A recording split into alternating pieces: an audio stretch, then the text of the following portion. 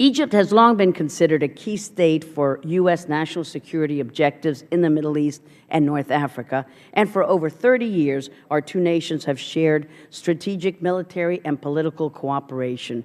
For its part, Egypt reached a peace agreement with Israel in 1979, and since then, the United States has provided Egypt with billions of dollars in military and economic assistance. In return, Egypt keeps the peace with its neighbor and our strategic ally, the Democratic Jewish State of Israel, and it also provides us with access to the Suez Canal that gives us a critical route for transit between the Mediterranean and the Persian Gulf or the Indian Ocean.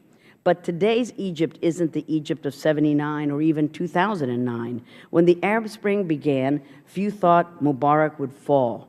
Mubarak was forced to step down, and Egypt was finally able to begin the transition toward freedom and democracy. But Egypt was a society that never had any experience with democracy.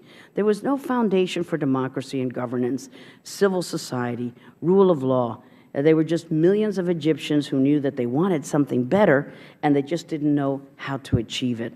Perhaps sensing that the time to open Egyptian society was near, the United States government began to fund democracy and governance programs in Egypt a little over a decade ago. What started out as a relatively modest program with lofty goals and objectives, the Arab Spring of 2011 and the Egyptian streets response proved that there was indeed the need and the desire for such programs in Egypt. That year, the U.S. government increased our funding for democracy and governance from $13 million in fiscal year 2010 to $72 million in fiscal year 2011.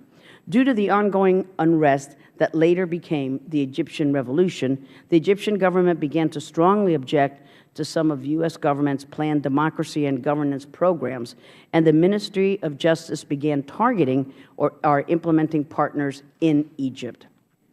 Then, in December of 2011, Egyptian authorities raided the office of 17 local and foreign NGOs, including 4 American NGOs who were implementing U.S.-funded programs: Freedom House, National Democratic Institute, NDI, the International Republican Institute, IRI, and the International Center for Journalists, ICFJ.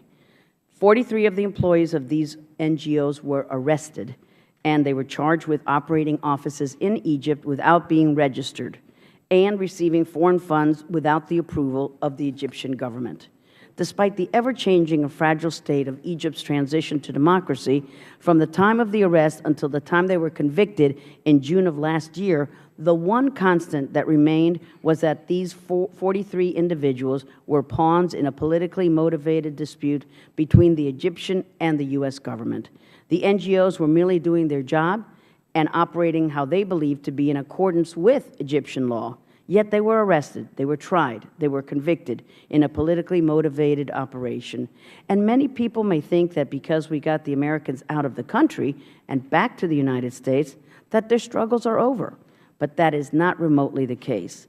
This conviction has loomed over their heads like the sword of Damocles, and as they have to live their lives in constant worry of the repercussions. That is why in June of 2013, my colleague Jerry Connolly and I requested that GAO conduct a review of U.S. economic and security assistance to Egypt.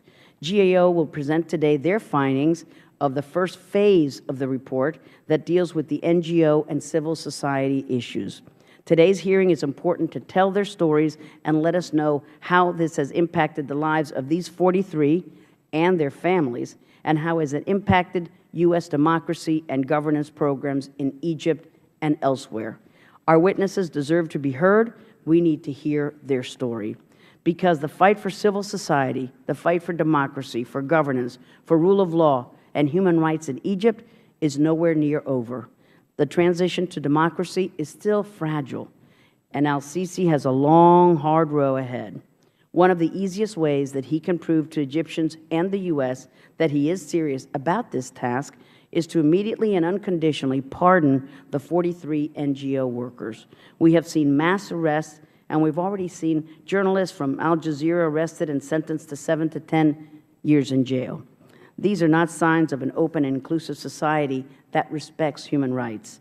Just because Egypt lives up to its obligations under the peace treaty with Israel doesn't mean that the United States will continue to provide assistance unconditionally and disregard human rights conditions, because we will not do that.